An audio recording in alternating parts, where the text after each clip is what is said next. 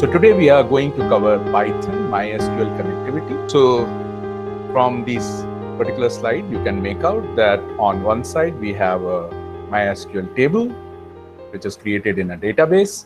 And with the help of a connector, we are pulling this data out and displaying it with the help of Python program. This is what we are going to do. As you know, the revised curriculum was recently uploaded on CBSE site, which contains this portion, interface of Python with an SQL database, connecting SQL with Python, creating database connectivity applications, performing insert, update, and delete queries, display data by using fetch one, fetch all, and row count. We'll be sticking to this content only. The biggest problem whenever we are connecting database with Python code or any other code is that you have to find out the right connector, right versions, installed properly on your system.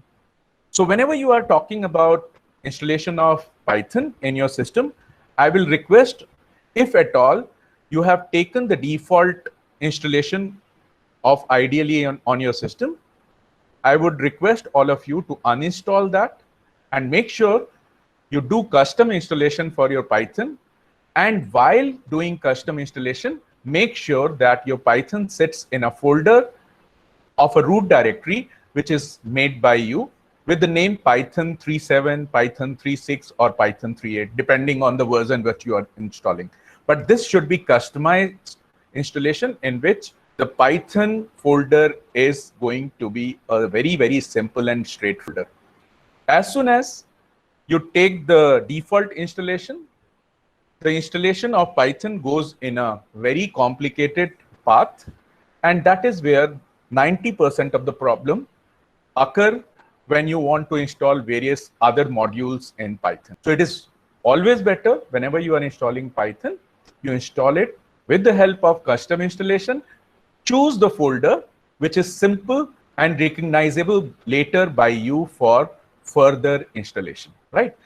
That is one of the major problem people face while connecting data. So it is not the command which is the problem for teachers. It is the way the Python is installed, the way the MySQL is installed, and the versions of these software play very, very important role. To start with, I would like all of you to note the kind of links which are going to be there for MySQL installation. And these links keep changing. So whenever you will be going to these sites, you must be noticing that these links, location, and their link titles keep changing. So this particular link is just yesterday's set of links.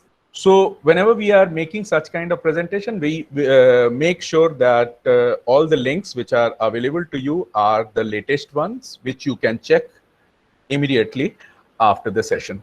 So first of all, you have to go on dev.mysql.com/downloads. When you go to this particular site, you will be having several links over here.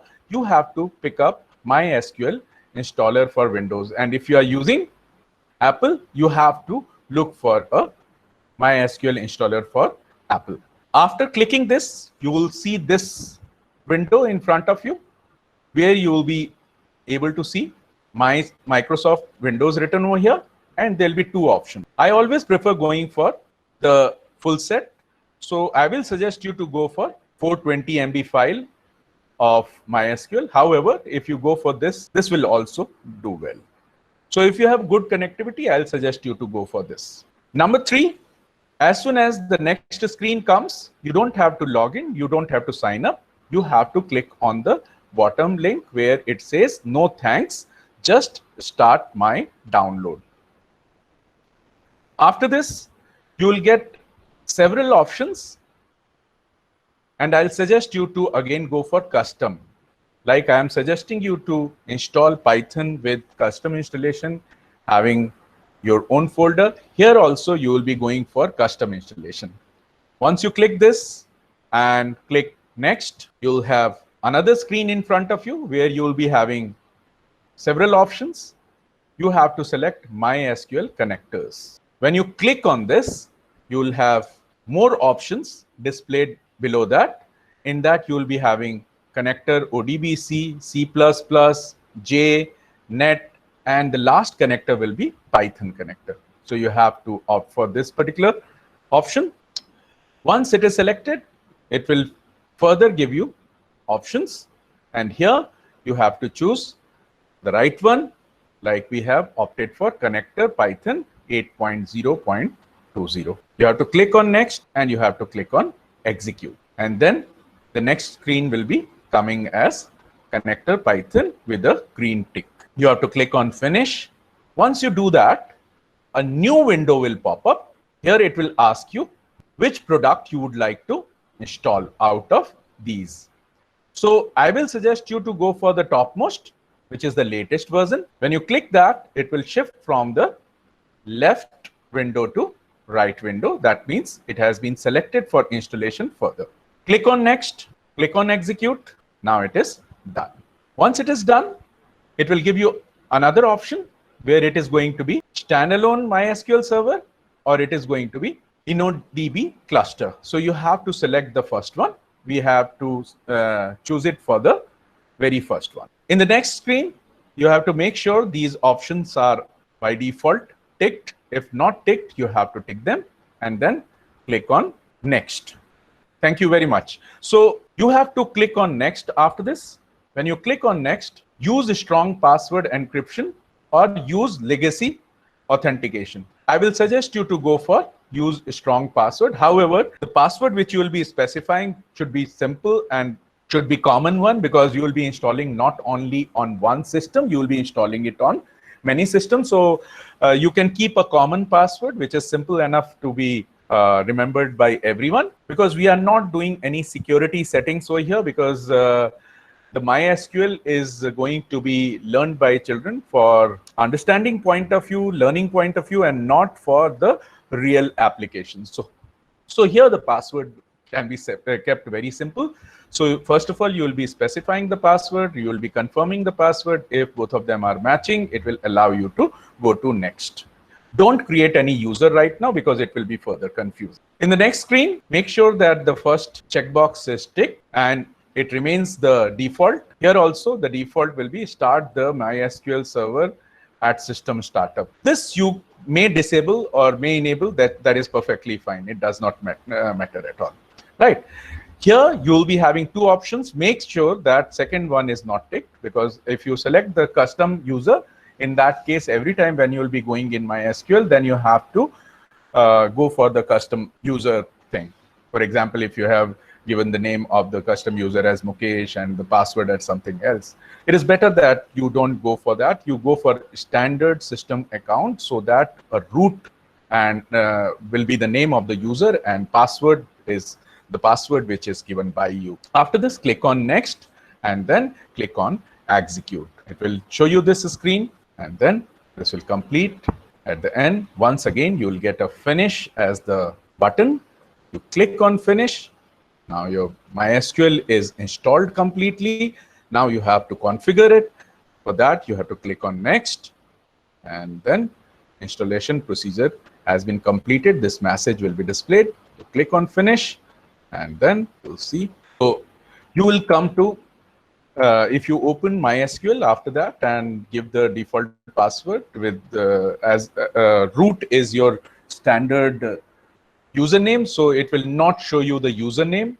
If you have taken the standard, then you can just quickly test whether it is working or not. So you can create a database with any name, use that database, create a simple table, run some SQL queries and see whether it is working. Once all this is completed, you have to go back to your Python path where you have installed your Python. Like we always keep the Python installation in simple folder like this, Python 3.7, Python 3.8, Python 3.6, depending on which version of Python we are using, we are naming our Python folder as this. So you have to install PyMySQL with the help of pip. Now, before this, I assume that your pip is already installed along with Python. When you have installed Python with the custom installation, make sure that at that time only it gives you option to install pip also. So pip is, if it is installed, you can just simply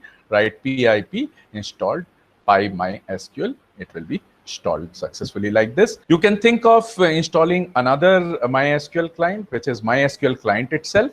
So you can say pip installed MySQL client, it will be installed. The third connector which is available is MySQL connector Python. So you can install this. Out of these, what is to be selected and what is going to be optional, that we'll be discussing in the next slides. This is how you can check whether the Python connectivity is working or not. So we'll be discussing in detail now. So basically, Python has different APIs available for working with different types of databases. To work with MySQL database, we need to first download the MySQL API available for Python. These APIs facilitate Python to work with database in the Python shell as follows. Not only in Python shell, but in Python ideally also. Importing the API module, acquiring a connection with the database, issuing database commands in Python, and closing the connection. This is what is the entire process involved in making an application completely working along with MySQL database connectivity. So if you know all these four options, first, how to import API in your application. Second, acquire the connection with the database. Number three, issue a database command. It can be any SQL query which you know of. And at the end, when all this finishes, you should know how to close the connection. So these are the only four aspects which are important from the perspective of database connectivity with Python. As you have already seen how these three different APIs got installed, you should know little more about these APIs. So PyMySQL is pure Python MySQL client, which is developed using CPython. According to maintainer, both MySQL client and PyMySQL, both of them are good for database connectivity. The second one, which is MySQL client, which is one of the fastest MySQL connector, it is developed using C language. And when you are importing, so here you are installing this particular API, and at the time when you will be using it inside your program, you will be writing import PyMySQL. Whereas when I am having this API, which is with the name MySQL client, at that time in the Python program, you will be importing MySQL DB. Here, certain letters are in capital letters and certain letters in small letters. So you should be very, very sure of what is capital and what is small. So basically, as you know, Python is case sensitive. If you're not typing your module in this way, it will show you error. So it is one of the fastest MySQL client. So whether you import this or you import this, one of the same thing. So the third one is MySQL connector Python. It is a standard MySQL connector Python developed by MySQL group at Oracle. So this is developed only for Python. This particular MySQL client is developed using C language, and it is common for many other languages also. As far as MySQL connector Python is concerned, this is developed by MySQL group at Oracle. So these are the general commands which you have already seen in the black screen actually working. So out of this, I'll suggest you either you go for the first one or you go for the second one. They are going to work exactly in the same manner in your kind of applications. Very first thing what you will do, I told you that there are four things. One is importing, second is establishing connectivity, then executing your commands, and at the end we close the connector. So this is the very first step what you have to do.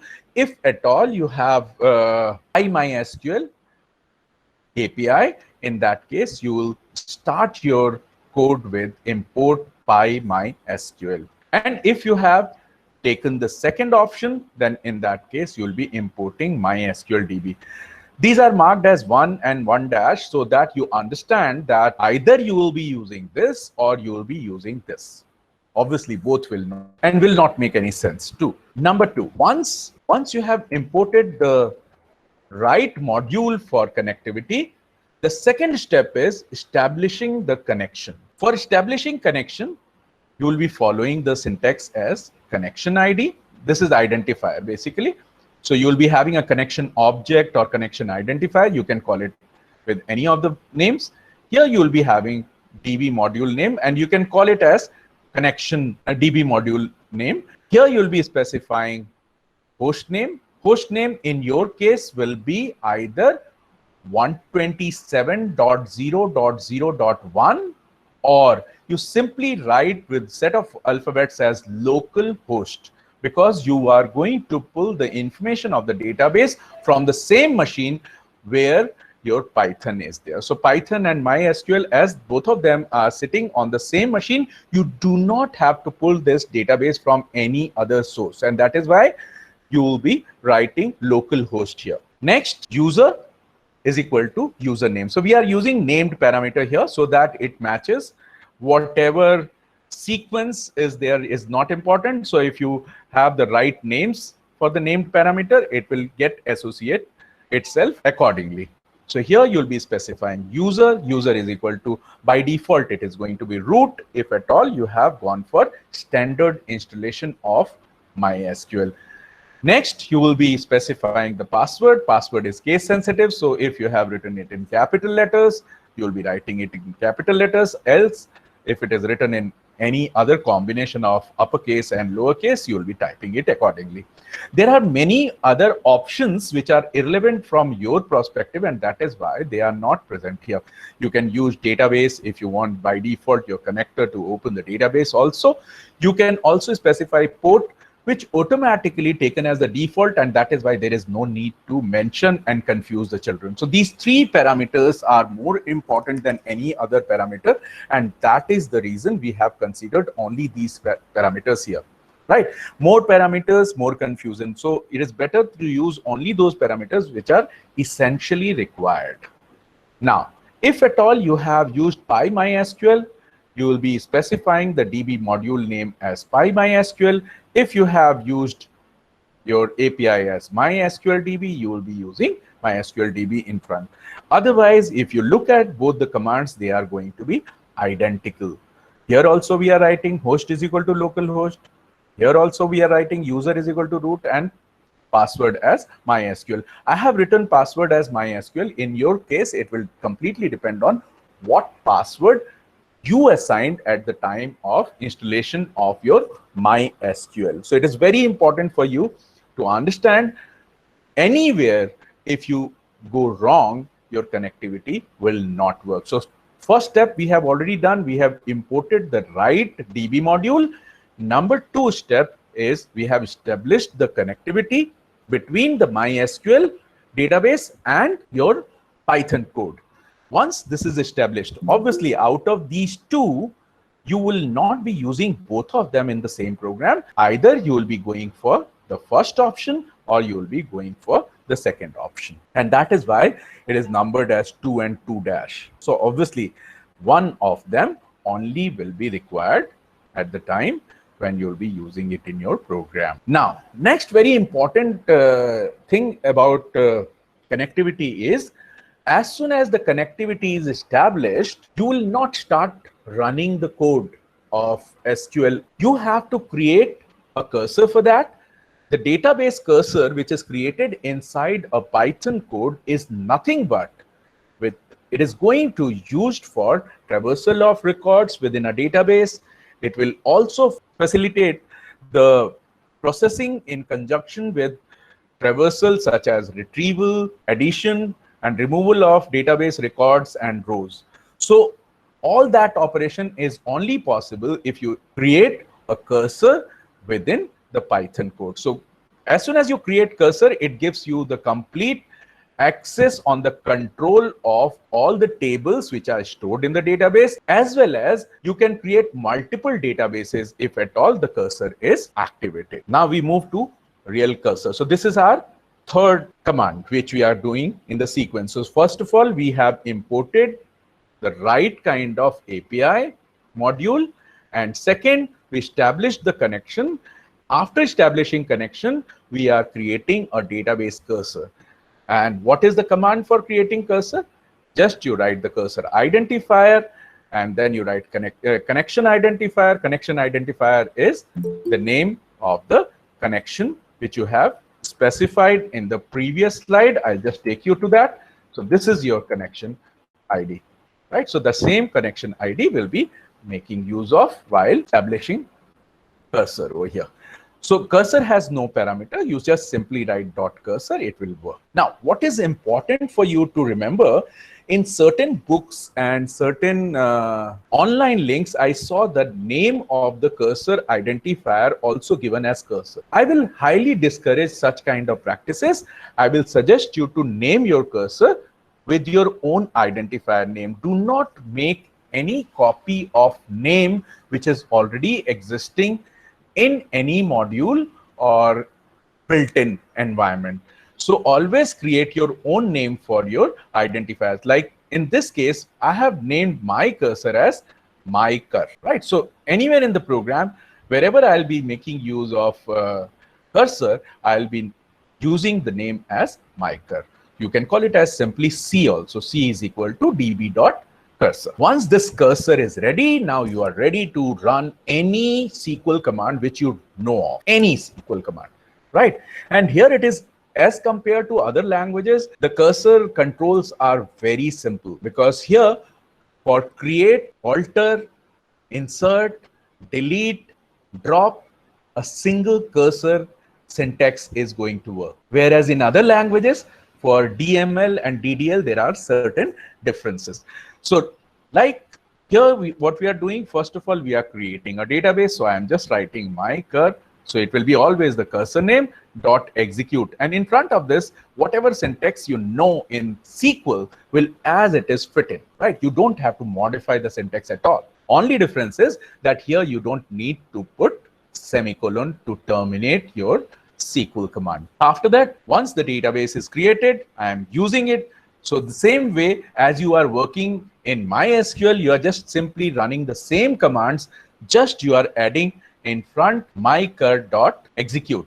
So mycur is my cursor, and .execute will help you to execute this command using this mycursor in this particular connection which is established with your database. So this is very, very important for you to understand that as soon as you have learned this, you are free to type in any single command which you know of in SQL just by writing it inside this set of brackets. So all my SQL queries are marked as 4.1, 4.2, 4.3, and so on. So basically all of them are part of execute, right? So we move to the next one. In the next one, we are just simply running another SQL query, which is going to be creating a table. And these slashes mean that I'm continuing in the next line without disturbing the syntax of Python. So here we are simply writing create table member1, round bracket, name space, char20, not null, DOB date, P is integer type, gender, character 1, right? You see, there is no difference in the syntax which is written in MySQL prompt and what you are typing here.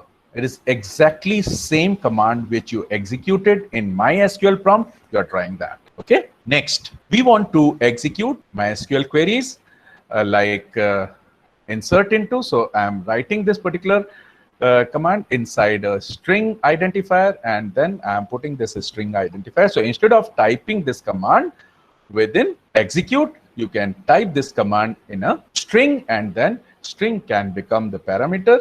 So here we are inserting 3 different rows. So you can see 3 times I have executed this command. If I wanted to write one single command for all this, I would have just after this comma, I would have written all these 3 data, right? So I would have written here round bracket, Jane, and date, and this amount. After closing the round bracket, I would have started another bracket, round bracket, and the entire thing from here to here, and then comma and entire thing from here to here. So in one single insert query, 3 rows would have got inserted. So that is also possible. So it is entirely up to you whether you want to write three separate insert statements, or you write a single insert statement in which multiple rows can go in one single thing. Next, if at all any DML operation is performed in MySQL itself also, if any DML operation is performed and if you have not committed your query, it will not get updated in your table of database. So here also, if at all you have not written db.commit after performing your 4.4 step. So all these are numbered as 4.4 because they belong to the same category, right? All of them are insert commands, and that is why I did not make any changes in these numbers, because these are explanation of the same command. So it is important that once you have added 3 rows, modified any row, or deleted any row, any of these 3 DML commands, if at all you have performed, then at the end or after each command, that depends on you how you would like to put it in the Python code. Either you commit every time you insert, or after inserting 3 rows, you give a single command as db.commit. All these changes which you requested your database to do have become permanent, cannot be reverted back. So it will be updated in your table of. Now, I'm back in 4.6 because this is again from the DML and DDL and SQL execution. So I'm continuing with the numbering as 4.6, 4.7 only. So in this, we are running a select query, and with the help of fetch all, I am pulling all the rows in this particular identifier, and with the help of a simple R in rows, this is simple Python syntax which you are already aware of. It is going to show you the entire content of your table which you have created. And at the end, when all this has happened, you will be closing the connection. So you will be writing database identifier, or you can call it as connection identifier, and you can write at the end db.close. So this is the entire process I have demonstrated to you. And next to this, we will do a simple case study which your student can do, in which we are going to perform the similar kind of operations for a particular domain. Like we are doing this case study from stock management system. So normally what happens in a stock management system? In stock management system, certain things are procured, certain things are issued. So at the time the procurement take place, then your quantities get added, and at the time the issue of items take place, at that time you are going to decrease the quantities. Only one thing what we have to keep in mind, at the time when we are issuing, your issuing item should not go in negative, and that is what you have to put a check for. And you have to maintain the last transaction record also, whether it was a procurement or it was an issue. So depending on that, the transaction type will change and transaction date will change, right? So this is a simple project which we are going to do after understanding of the concept MySQL and Python connectivity. So you already know all the commands. Now our emphasis is to understand how a complete logic is going to work for a particular domain or problem solving. They can think of any kind of project. They can think of making a banking management system where withdrawal and deposit take place, and they can think of adding some interest also in that. Another thing they can think of is library management system, where there are books. There'll be a one table with the name books. There may be a table with the name member, and as soon as the book is issued, there should be a proper record of issue and return. Then they can think of making a hotel management system in which there'll be a hotel table and there'll be a customer table in which as soon as somebody is checking in, your records are updated. So here we are considering stock management system, and you can get pretty good idea about making all other solutions for projects. The first thing what I thought, instead of doing all the activities in a single file, why not create a separate module which is taking care of all the initialization activities. So what I did, I created a stock init.py module in which the first thing we did is importing the right module and then tried connecting it to MySQL. So with the help of this connector, we are able to connect and we have created a cursor. Now, it might be that you are running this particular project for the first time.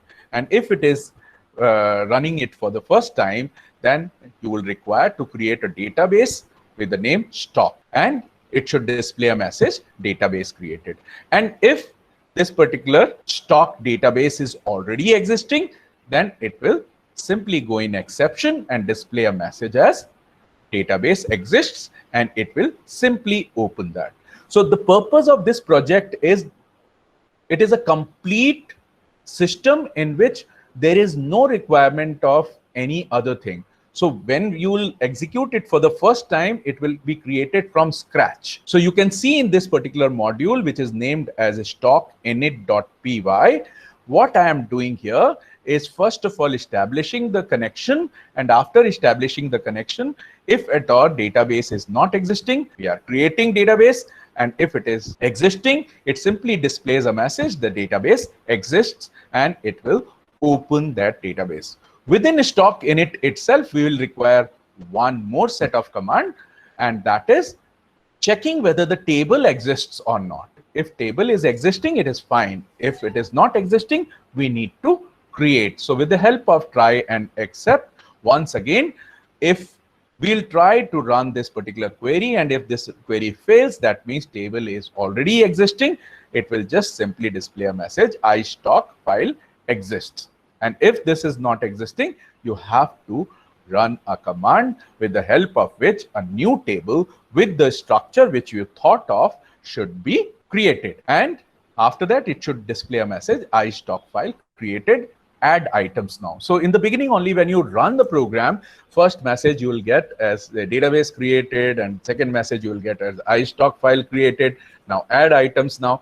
Now, once this stock init.py is made, you just save this particular file. This is not going to run on itself because we will require certain more commands to be attached with it. So once this particular module is ready, save it. And then we come to the main code of the project. This is the very first portion of the project. On top, if you notice, I'm writing from stock init. This is what we made just now. Import DB and MyCurve. Now, what is the reason why we are doing so? Why we are not simply saying import stock init? We are doing so that in the entire program, you don't have to bother about keep attaching this name with these names, right? In the entire program, wherever you'll be using DB, it will be used as it is. MyCurve will be used as it is without thinking about adding the name of the module. And that is why we are writing from stock init import DB, MyCurve over here. Now, in add item, what we need to do, we need to just accept input as INO, INAME, quantity, price, date of transaction, and transaction in the beginning will be always procured or purchased. Then with the help of insert, this is simply a Python syntax. You can very well attach it. It is a string concatenation. With the help of this concatenation, we have established a string, which is nothing but a SQL query for inserting a single row in a table. Once this string is ready, you will be running that mycurve.execute and db.commit to make sure that insertion has happened. Once it is done, the second thing what you need to do is to display and ensure that insertion has happened. To show something on screen, what you are doing, you are running this query in which you are collecting count of rows, and it will show you a message as 3 items in stock or 4 items in stock or 10 items in stock, right? So when you are running a query and you are just simply storing it in a variable, this particular variable is responsible for collecting the number of rows which got affected. So it is going to give you next.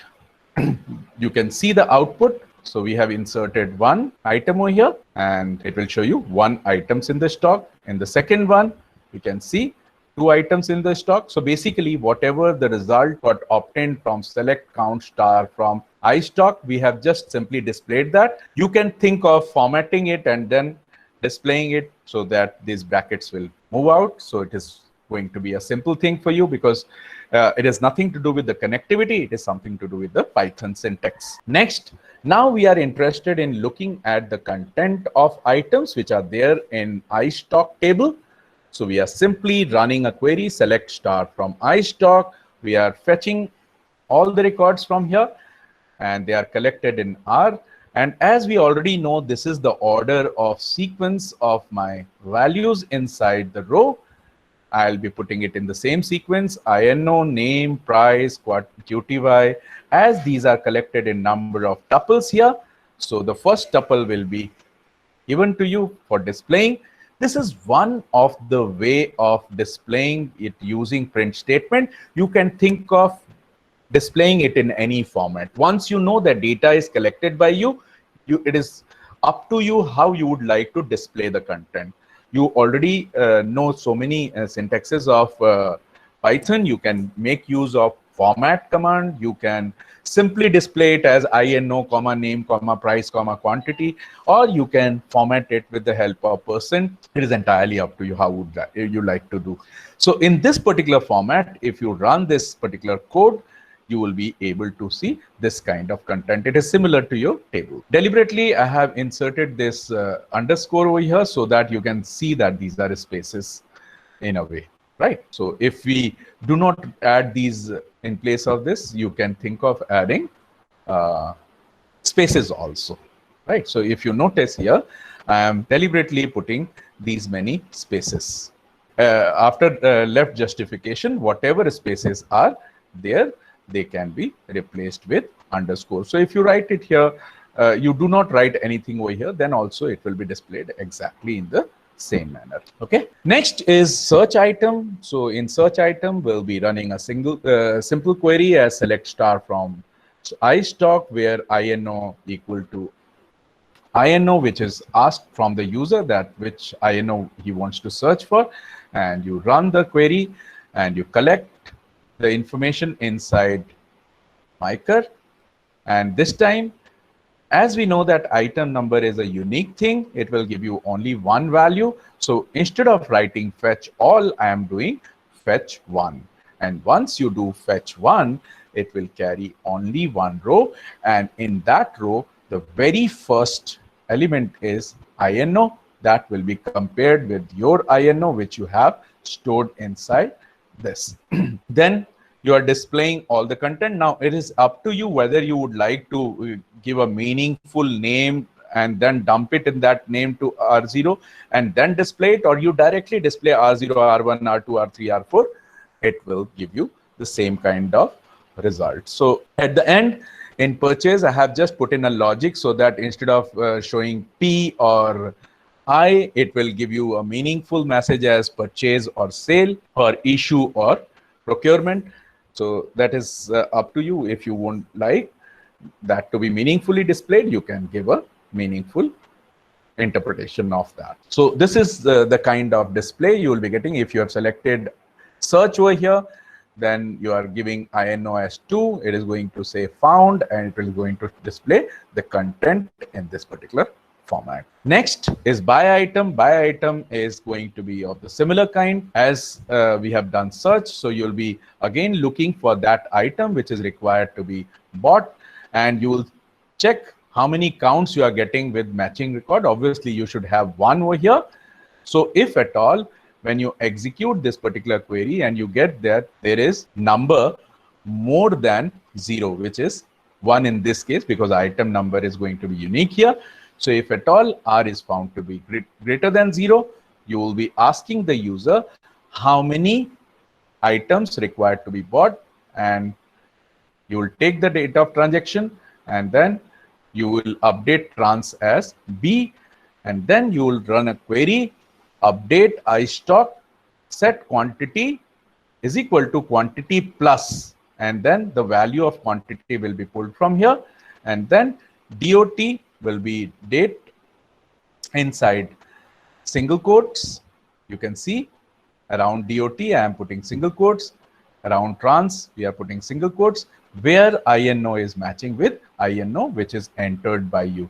Once this SQL query is properly formatted by you, you can just simply run it, commit it after this, and once committed, then you are required to check how many rows got impacted. So you'll be running a SQL, another query as select quantity from stock, where INO plus INO, and when you'll execute it, it will show you how many updated, right? So you can see the output of this. It will show you like this. So you look for item number 1, you have quantity as 50, the date is this, and quantity updated in stock is 150 for item number 1. So that is going to be shown. And after this, if you will display, obviously the updated quantity will be shown to you. Then in issue item, we'll be having one step extra because we need to check quantity below the level or not also. So all the steps are similar. You are looking for INO from select query, and if the select query is returning the value of R more than 0, then only you will enter, and you will ask how many items to be issued or sold. You will say another command, select quantity from iStock, where INO is matching with this INO.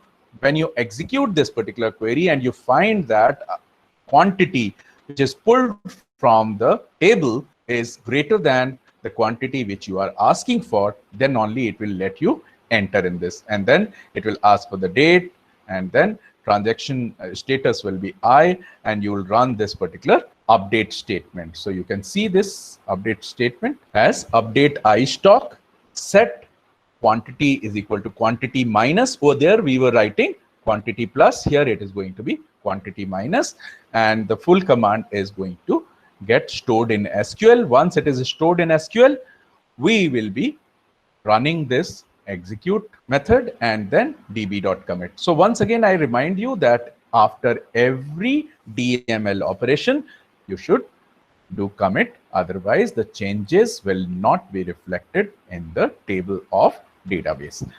Once it is done, you will be again running the similar kind of command where you are pulling the quantity from stock and then executing it and then displaying it to the user that the new quantity in stock for this particular item is this much. And if at all this particular condition fails, in that case, you'll be displaying quantity not sufficient in stock. This particular condition was not present in while buying items. And if it is not found at all in the stock, in that case, the message which will be given to you that one INO not found in stock. You can look at the output screen. We have opted for I, which is issue or sale. So here we are entering item number as 2, quantity to be issued as 50, and date as given over here. Quantity updated in stock is 150. So it was earlier 200. If you recall the earlier screen, in earlier screen, the pencil was having quantity as 200. Now, as we have issued 50, it is remained with 150. And you can see here, this transaction status changed to I.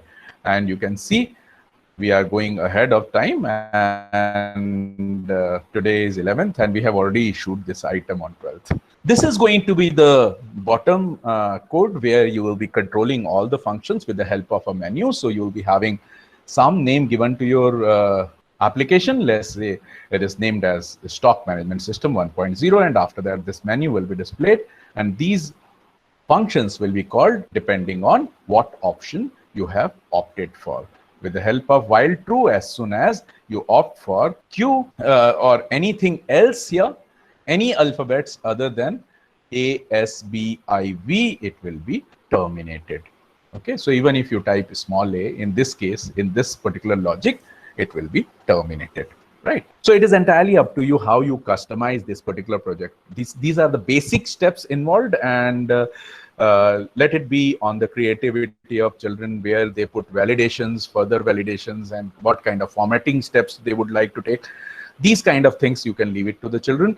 And as far as the broad concept is concerned, that is covered here. Now, Apart from this, this particular command is mentioned in the syllabus, and that is why I'm taking it here. So basically, row count helps you to find out number of rows got affected in the previous query, whether it is a select query or insert, update, or delete.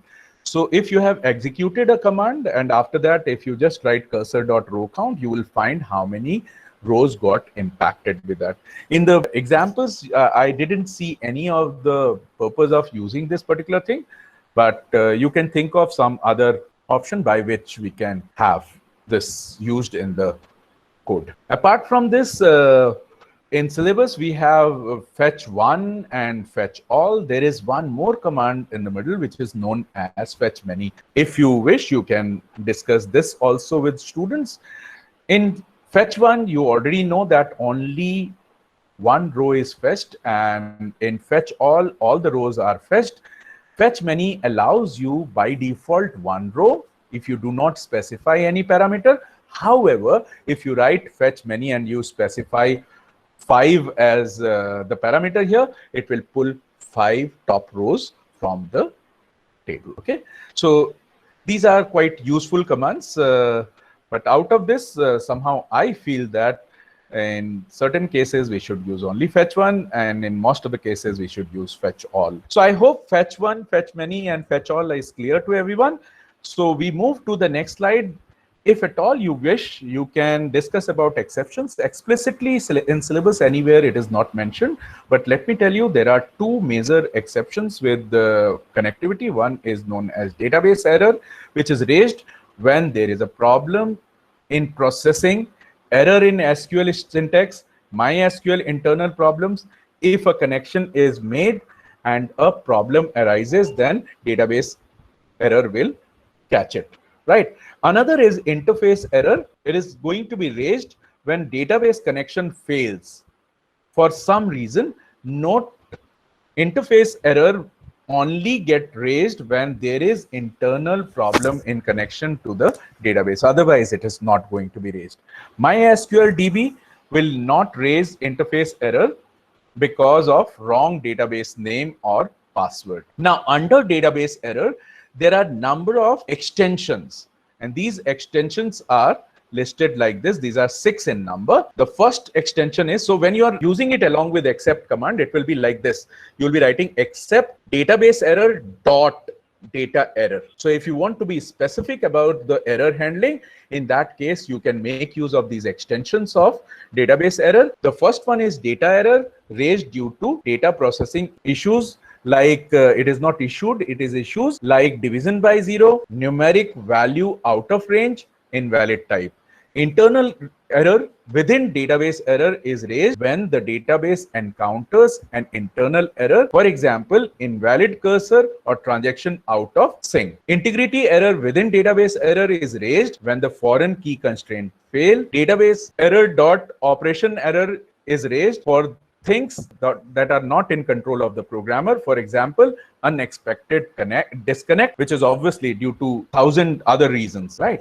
Error in memory allocation, transaction failure, or selected database does not exist. Sometimes you'll be having not supported error within database error.